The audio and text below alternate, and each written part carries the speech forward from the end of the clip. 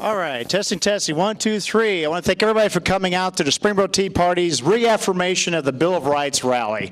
This has been in planning for a little while, and we've been putting a lot of time and effort into it, and every last penny we could to try to get this bad boy to happen. So if anybody has good favor with the man upstairs, say a little prayer, and hopefully we have clear skies throughout the whole event. Okay, next up I'm going to bring Laura Rosenberger. I actually had the privilege of meeting this lady about a year or so ago during the primaries when I was pushing for Ron Paul as our candidate. And after doing a big, huge sign bomb down here in Springboro, we were, a gentleman that helped me out, drove him back. He lived up near Kettering, and as we were going through down Far Hills, I saw John Anderson and Laura Rosenberger out there sign bombing people. I was like, hey, let's go out and join them. So I grabbed our Ron Paul signs, we jumped out there, and we started sign waving with them. And then sat down, had a good conversation. We just realized we're definitely on the same political page here. And we're just like, this is how it turns out. We just get with people just like you and I who talk about issues and feeling passionate about the same thing. And next thing you know, we start getting together and doing things and start getting groups going. Okay, Laura's from the Freedom Party America. And she's going to talk about some interesting topics. What's your main topic about? Everything. Everything, that's right. She's pretty good. She runs the gambit, so. Thank you, Sonny. In 1776, Thomas Jefferson listed 28 abuses of the political power that King George inflicted upon the colonists. This week, we will celebrate the anniversary of the signing of the Declaration of Independence. Like Jefferson, let's list the current government abuses of the ruling class, both the Democrats and the Republicans. Let's start with three biggies: the IRS, Obamacare, and religious freedom. Obama used the IRS to target the Tea Party before the 2012 election. The IRS is one of the most feared institutions in America. What a perfect tool for Obama to use to scare his opponents. But the Tea Party was not afraid, exposed the abuses, and fought back. However, Obama did succeed in keeping his opponents so preoccupied with the IRS business that it may have helped Obama win. That was the goal: neutralize the opposition and an Obama win at all costs. But the Obama IRS targeting of conservatives was just the pregame, the warm-up to an even bigger scheme, Obamacare, which is just going to hit us around the corner in 2014. The IRS is currently hiring 16,000 new agents just to handle its new business that Obamacare mandates.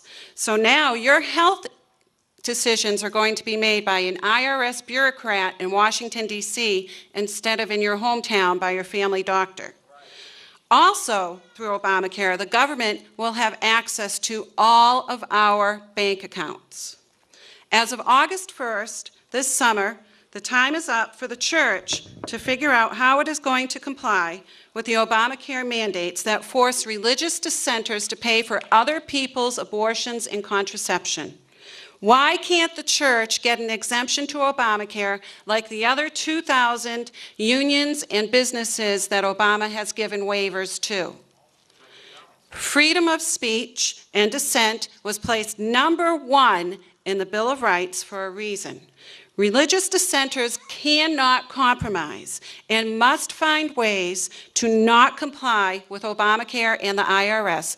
Otherwise, our First Amendment rights are completely invalidated. Where are the Republicans on these issues? They are missing in action. They are dead on arrival. John Kasich is fighting tooth and nail in Ohio to let Obamacare into our state through the back door. Why? Because he accepts money from WellPoint Health Insurance in Indianapolis, who is the primary author of Obamacare. And so does John Boehner and a lot of other Ohio Republicans. Do you ever hear the GOP talk about abolishing the IRS and actually creating a system of fair taxation? Republicans are paid for their silence on the issues that they are supposed to oppose. Here are 3 more grievances: the Department of Justice, the National Security Agency, and the NDAA.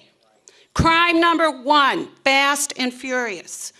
The smuggling of weapons into Mexico in exchange for drugs into the United States, resulting in the deaths of thousands of innocent Mexicans and Border Patrol agent Brian Terry. And don't forget that Eric Holder now stands in criminal contempt of Congress for not refusing to turn over DOJ documents to the House Judiciary Committee investigating Fast and Furious. Crime number 2, Eric Holder's refusal to prosecute Black Panther thugs who were shown on video violently intimidating voters with truncheons at the Philadelphia polls in 2008. Crime number 3, Eric Holder's recent lies about his escapades into wiretapping Fox News and Associated Press reporters. We have a liar and a criminal running the Department of Justice. But I guess that doesn't matter. Because we have one in the White House, too. The National Security Agency contracting with private companies to data mine and spy on all Americans' communications is an abomination. Now we are all presumed guilty before even having the chance to prove our innocence. This is no less than the Spanish Inquisition on our soil right here, right now, and it must be stopped. It is the worst assault on the Bill of Rights that has ever happened in America's history. It has set up a court of inquisition where the government is the inquisitor, the jury, and the judge. Under this system of constant surveillance, you have no rights and you have no constitution. And worse yet, you are paying for it. While we can blame Obama for going back on his promises of a transparent government that would never wiretap Americans like that evil Bush did, Obama never could have gotten away with this taxpayer-funded snooping without help from the Republicans. It was Bush who passed the Patriot Act with the support of the Republicans, who later expanded it in 2008. It was Republican Congressman Sensenbrenner who authored the Patriot Act, which has led to today's current NSA scandal. And now he acts surprised that the law hasn't been followed properly. What a joke. It was the Republicans who voted for the FISA courts and the National Defense Authorization Act. The Republicans simply set up the legal system for Obama and the federal government to spy on Americans' every phone call and every email, and then arrest and detain them indefinitely without warrant or trial. The National Defense Authorization Act, the infamous NDAA, voted for by more than twice as many Republicans as Democrats, including Ohio's Jim Jordan, Steve Austria, Steve Stivers, and Mike Turner, and willingly signed into law by Obama, allows the federal government to arrest and detain American citizens on American soil without probable cause or due process. Combine the NDAA with the NSA spying, the Department of Homeland Security's recent purchase of over 2 billion rounds of hollow point ammunition, and Obama's kill list and drone strike capabilities, and we have the ingredients for a full-fledged Stasi-style modern government tyranny targeted at you and me that would make Hitler and Stalin jealous. Again, follow the money. Private corporations that provide the data and security apparatus to the NSA, like whistleblower Edward Snowden's employer, Booz Allen Hamilton, give millions in campaign contributions to both the Democrats and the Republicans. Just like Obamacare, it's a pay-to-play scheme. We pay the taxes that go to the private companies that are contracted to spy on us, and then the companies pay the politicians in the form of campaign contributions. So the politicians will pass legislation that is favorable to them. It is clear that both parties are complicit in the NSA spying because both parties are on a witch hunt for Snowden. Snowden is a hero, but not just because he has exposed the federal government spying on American citizens, but because he has shed light on the entire system of crony capitalism based on government contracts. This is how we have ended up with the revolving door between government and big business that makes it impossible for the mom and pop enterprises to compete, and bank and corporate monopolies that are too big to fail.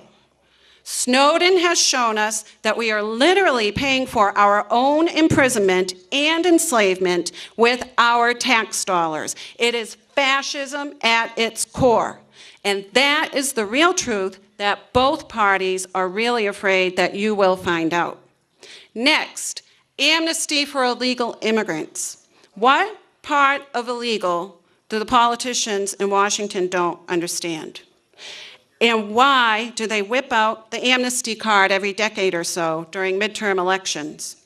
I remember going all the way back to 1986 when Reagan and the Republicans allowed for the first wave of amnesty. And wasn't that big fence part of the deal back in 1986? Reagan's amnesty came with the guarantee of a fence. Then they promised a fence again in exchange for amnesty in 2007 under Bush with the help of John McCain and Kennedy. Now they are trying to cut another fence for amnesty deal again. They are counting on you not remembering. But I remember, and I hope you remember too. How many times will you fall for the fence trick again? Another 10 to 15 million illegal immigrants? What's the big deal? But I guess if they really did secure the border, criminals like Eric Holder would not be able to smuggle his guns in or to Mexico and smuggle the drugs into America. So, why do the Republicans pass amnesty every time they need attention? Is it attention deficit disorder? Senators Lindsey Graham and John McCain must have it because they just voted with 12 other senators for open-ended perpetual amnesty for at least 11 million illegal aliens. But again, follow the money. NAFTA made it possible for big agriculture to export more corn to Mexico, thereby putting the local Mexican farmer out of business. The unemployed Mexican farmers come to America for work and end up supplying our big agriculture business with slave wage labor. And now, with the current amnesty legislation, that slave wage labor is going to be even more attractive to American businesses because the illegals are exempt from Obamacare when they come out of the shadows. This means that it will be cheaper to hire them instead of you because you are not exempt from Obamacare. Again, you can see who benefits from all this. The politicians who get paid off with campaign contributions by government-contracted big agriculture and high-tech security corporations in exchange to keep the influx of cheap labor flowing. It's not really about which party is going to get more votes by appearing to be more compassionate to the illegals. It's really about which corporations are going to get more of your tax dollars from the federal cash cow in the form of government contracts. This is more big business government fascism. The so-called Hispanic vote is a smokescreen to divert your attention away from what is really happening. Follow the money and you can see why people like Marco Rubio, John McCain, and John Boehner are pro-amnesty. Two more grievances. Benghazi in U.S. foreign policy. Foreign policy failure number one, Egypt and Mubarak. Obama and the U.S. Congress are complicit in replacing Egypt's secular ruler, Hosni Mubarak, with the radical Islamic terror group, the Muslim Brotherhood. Foreign policy number 2, Libya and Gaddafi. Obama and the U.S. Congress are complicit in replacing Libya's secular ruler, Muammar Gaddafi, with the radical Islamic terror group Al-Qaeda. Foreign policy number 3, Syria and Assad. Obama and the U.S. Congress are complicit, conspiring right now to replace Syria's secular leader, Bashar Assad, with Islamic terror group Al-Qaeda, who we just gave $1 billion to and supplied with weapons. I thought Al-Qaeda was our enemy. Why are we providing them with weapons and money? American weapons were first given to the Libyan rebels to overthrow Gaddafi. Then they were transported out of Libya into Syria to overthrow Assad. Now we are even closer to World War III with Iran, Russia, and China, thanks to Obama and the Congress. Why do you think Obama let Ambassador Stevens get killed? Because Stevens was witness to the weapons shipment from Libya to Syria. Instead of arming our enemy, Al-Qaeda, a better Middle East strategy would be to stop protecting the Muslims from Muslims and start protecting the Christians and Jews from the Muslims. But I guess that would be too much to ask from a Muslim president like Obama. And where is the United States Congress on all of this? I thought the Constitution demanded that only the Congress could declare war. The Congress has abdicated its constitutional authority once again and has failed to intervene, and it should be tried with Obama for war crimes against humanity. Finally, the last 3 grievances, and we have only scratched the surface. Money, debt, and the Federal Reserve. A government that racks up $17 trillion in debt and over $130 trillion in unfunded liabilities for unconstitutional social welfare programs is not a government of limited and enumerated powers. A government whose tax code is 77,030 pages long, making taxes a nightmare for the average American, is not a government of limited and enumerated powers. A government that allows for an unconstitutional progressive income tax that was never ratified by the states is not a government of limited and enumerated powers. A government that forces its citizens to register for Social Security numbers in order to become lifelong debt slaves is not a government of limited and enumerated powers.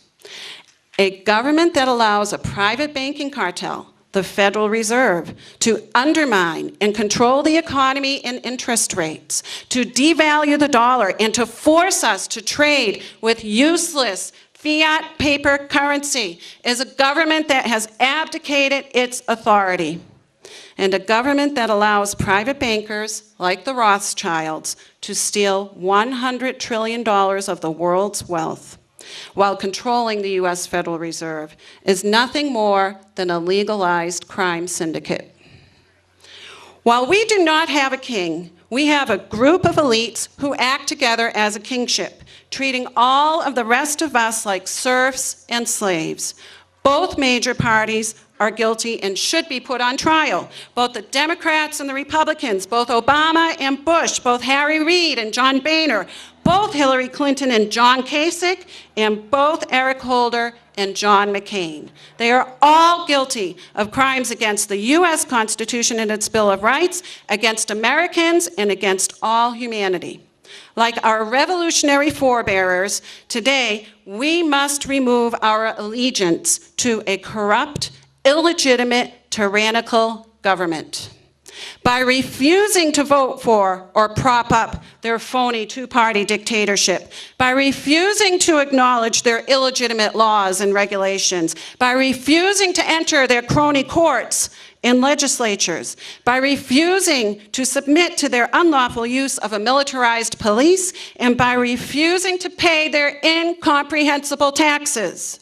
It is time for Americans to simply say, we will not comply. It is time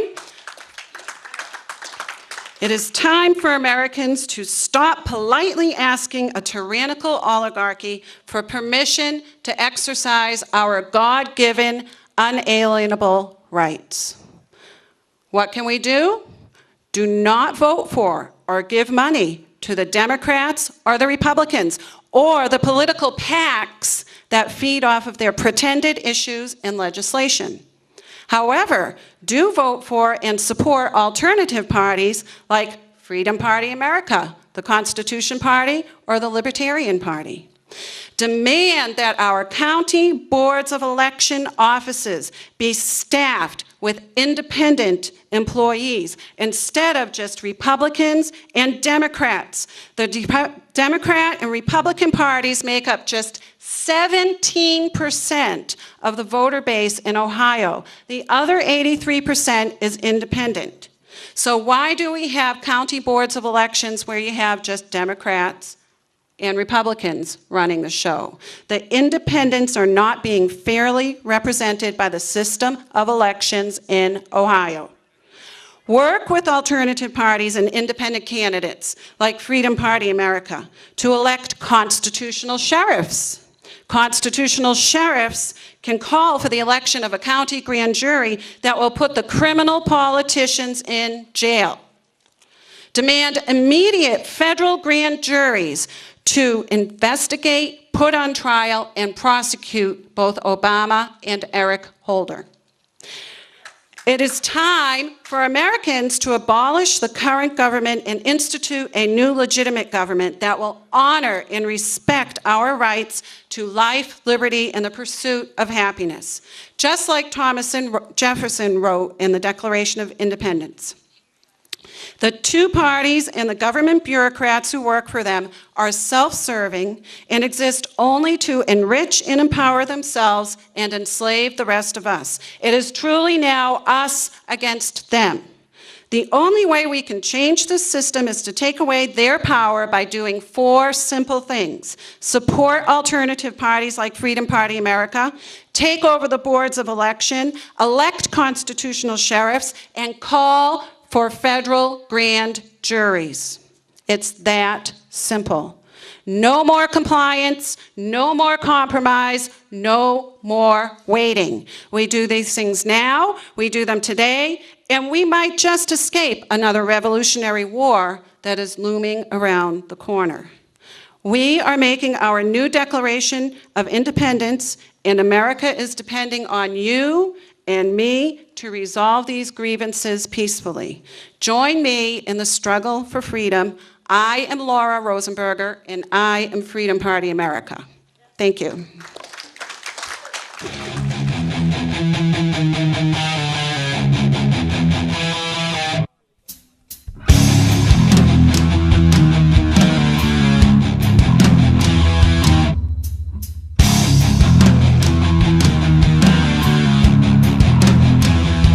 Give me shelter, don't leave me behind. It's your last life, don't leave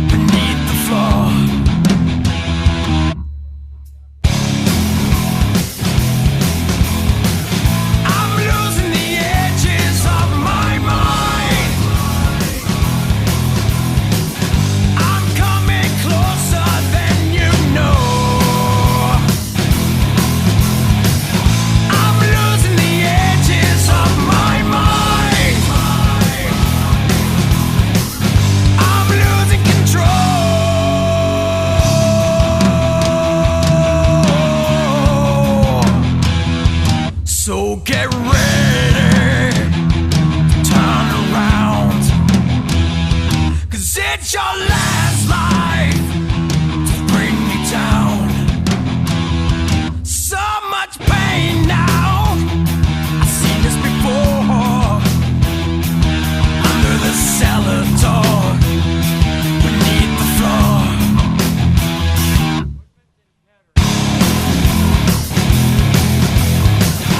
I'm losing the edges of my mind. I'm coming closer than you know. I'm losing the edge, calling out this name I hear. Lead me close to the answer, calling out this name so clear. Lead me close to the edge. Frustrations,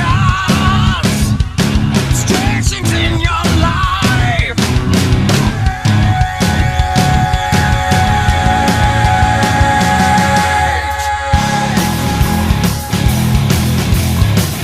I'm losing the edges of my mind. I'm coming closer than you know. I'm losing the edges of my mind. I'm losing control.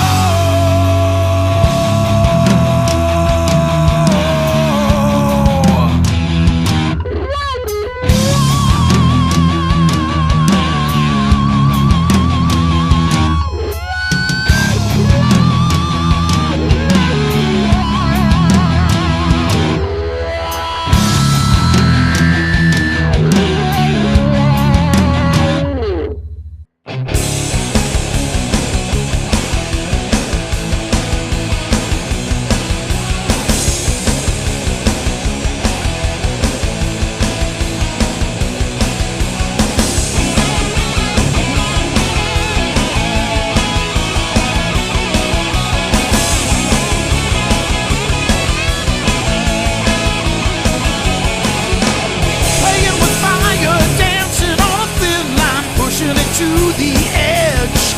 I've been out all night and it's gone right to my head.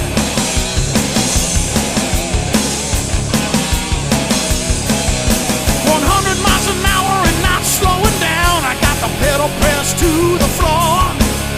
I've had me enough, but I still want some more. Come on, give me some more. I've got no time for love tonight because there's someplace else I'd rather be. A higher place in my so-called society.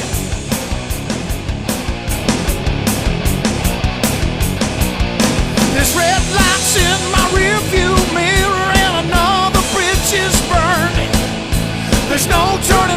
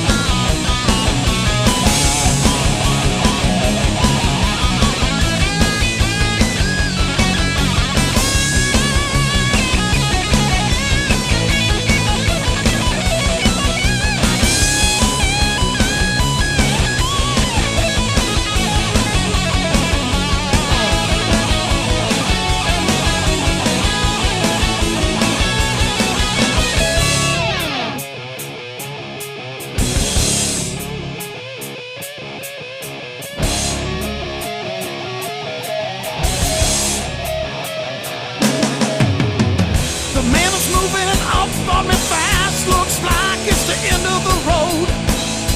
I'm not gonna make it home, I got no place to go.